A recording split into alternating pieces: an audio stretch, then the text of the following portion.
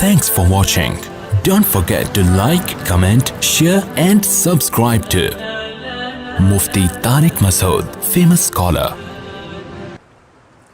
بہت سے لوگوں کے میسج آئے ہیں, وہ کوئی میڈیا پہ بڑے فیمس ایک سیلیبریٹی ہیں وقار زکا, انہوں نے بھی قادیانیت کے خلاف بڑا کام کیا ہے, اور میں نے ان کا وہ کلپ سنا, وہ مناظرہ جو قادیانی اور ختم نبوت کے ایک عالم کو بٹھا کے انہوں نے بحث کروائی, اس میں انہوں نے جو خود تجزیہ کیا کہ ہمارا ختم نبوت پر ایمان ہے. آپ کو یاد ہوگا کچھ دن پہلے یہ جو نعرہ لگا تھا میرا جسم میری مرضی, تو اس میں بالکل ایک ڈرامہ لکھنے والے ایک شوبز کی دنیا میں بالکل ایک لبرل آدمی سمجھے جاتے ہیں, انہوں نے بڑا زبردست ری ایکشن کیا تھا. اس میں ان کا نام کیا تھا, ذہن سے نکل, ہاں خلیل الرحمان. تو پورا میڈیا ان کے خلاف ہو گیا تھا, اور میں نے پھر اس کے بعد بھی بہت سارے کلپ ان کے دیکھے تو اندازہ ہوا کہ یہ آدمی بالکل تنہا ہو گیا ہے. تو ایسے موقع پہ ہم سب کی ذمہ داری بنتی ہے کہ ایسے کسی بھی محنت کو ہم اپریشیٹ کریں, ایسے بندے کو ہم کی حوصلہ افزائی کریں کہ بھئی ویل ڈن, آپ کے باقی کاموں کا اللہ جانے, ٹھیک ہے نا. ہم کسی برے کام کو کبھی بھی اپریشیٹ نہیں کر سکتے, ہمیں نہیں پتہ آپ نے برا کیا اچھا کیا, لیکن یہ کام بہرحال آپ نے اچھا کیا ہے. اور اس کی ویلیو اس لیے بھی بڑھ جاتی ہے کہ علماء کا اپنا ایک طبقہ ہوتا ہے جو علماء کو سنتا ہے, لیکن دنیا میں بہت سے لوگ ان لوگوں کو بھی سنتے ہیں جو انہی کی تقریر سے, انہی کے جذبات سے متاثر ہوتے ہیں. وہ ہمارے اور آپ کے جذبات سے متاثر نہیں ہوتے, کیونکہ ہماری بات اس طبقے میں نہیں پہنچتی ہے جس طبقے میں اس طرح کی سیلیبریٹیز کی باتیں پہنچتی ہیں, اور اس پر اثر زیادہ ہوتا ہے. تو یہی وقار زکا صاحب نے جو قادیانیت کے خلاف کام کیا ہے, تو اس پہ بہرحال ان کو اپریشیٹ کرنا چاہیے. قادیانیت اس ری ایکشن سے جو ان کو نقصان ہوا ہے یا تو تکلیف ہوئی ہے, وہ باقی ری ایکشن سارے ایک طرف رہ گئے.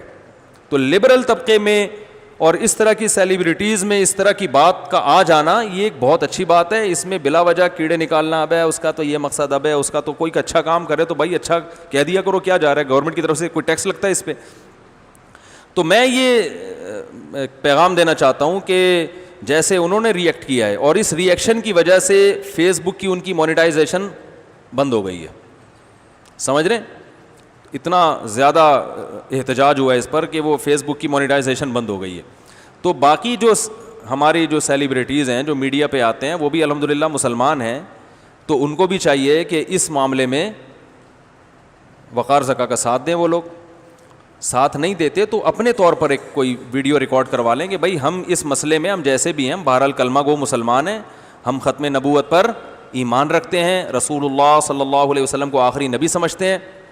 دیکھو حدیث میں آتا ہے کہ جس کے دل میں رائی کے دانے کے برابر بھی ایمان ہوا, بالآخر اللہ اسے جہنم کی آگ سے نکالیں گے.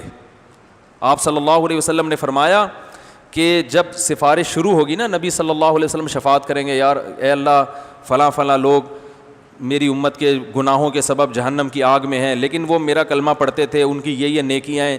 تو نبی صلی اللہ علیہ وسلم شفاعت کریں گے, کرتے کرتے بہت بڑا طبقہ حدیث میں آتا ہے کہ وہ جہنم سے نکل جائے گا. تو آخر میں اللہ فرمائیں گے اب کوئی ہے سفارش کرنے والا, تو کوئی بھی اب مزید شفاعت کرنے والا نہیں ہوگا. تو اللہ تعالیٰ فرمائیں گے هل يبقى الا الرحمن, ابھی رحمان باقی ہے, میں نے خود اپنی مرضی سے تو ابھی نکالا نہیں ہے, ابھی تو میری مخلوق ہے جو شفاعت کر رہی ہے, تو میں تو رحمان ہوں.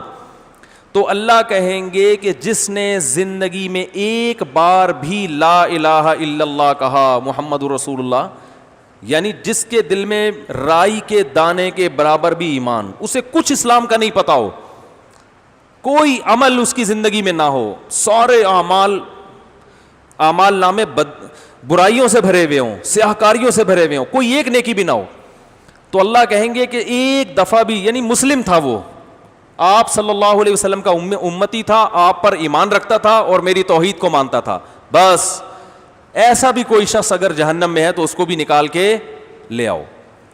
تو حدیث میں آتا ہے کہ یہ وہ وقت ہوگا کہ جب جو لوگ کفر پہ مرے ہیں وہ کہیں گے یا لیتنی کنت ترابا, ہائے کاش ہم مر کے مٹی ہو کے ختم ہو جاتے. اور حدیث میں آتا ہے کہ جو کافر جہنم میں ہوں گے وہ اہل اسلام کو تانے دیں گے کہ تمہارے ایمان نے تمہیں کوئی فائدہ نہیں پہنچایا. تم بھی بدعمال تھے, ہم بھی بدعمل تھے, تم بھی بدعمل تھے, آج ہم دونوں اکٹھے جہنم میں ہیں, تو تمہارا مسلم ہونا تمہارے کام نہیں آیا. ایسے موقع پہ اللہ کو غیرت آئے گی. اللہ کہے گا نہیں نہیں نہیں, جو میرے ماننے والے تھے, اگرچہ نالائق تھے, اگرچہ مجھے فالو نہیں کرتے تھے, لیکن میرے ماننے والے تھے, آج میں ان کو نکالوں گا. اپنوں کو ہمیشہ آخر دم تک ان کا خیال رکھا جاتا ہے. تو کوئی بھی اس طرح جب ایمان کا مسئلہ ہوتا ہے, قادیانیت کے ساتھ ہمارا جو اختلاف ہے نا, وہ اعمال کا نہیں ہے, وہ کس کا ہے؟ ایمان کا. ختم نبوت پہ ڈاکہ جو حق خالصتاً محمد صلی اللہ علیہ وسلم کا تھا, وہ 15ویں صدی کے ایک جھوٹے کذاب کو انہوں نے دے دیا. تو نبی تو اللہ کے نمائندے ہیں نا.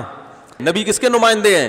کسی ملک کے سفیر کی توہین کرو تو یہ اس سفیر کی نہیں بلکہ اس ملک کی توہین سمجھی جاتی ہے. جتنا بڑا ملک ہوگا اس کے سفیر کو اتنا ہی پروٹوکول دیا جاتا ہے. تو اس خالق کائنات کے سفیر کی معمولی حیثیت نہیں ہے.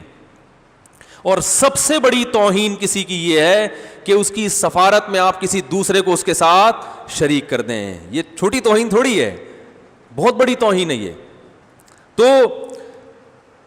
جو بھی یہ بھائی اس وقت یہ کام کرے گا, کوئی معاشرے میں کوئی خوبی کو پروموٹ کرے, تو اس کو ہمیں کم از کم اس کام کی حد تک اپریشیٹ کرنا چاہیے. تو اس لیے جو دوسرے ہمارے جو بھی شوبز کی دنیا سے وابستہ لوگ ہیں, ان کو بھی چاہیے کہ بھائی وہ بھی ساتھ دیں کہ بہت اچھا کام کیا, اور ہم بھی اس میں ان کے بولتے کیوں نہیں بھائی, ہم بھی ساتھ ہیں اس میں. تو اللہ تعالیٰ عمل کی توفیق عطا فرمائے.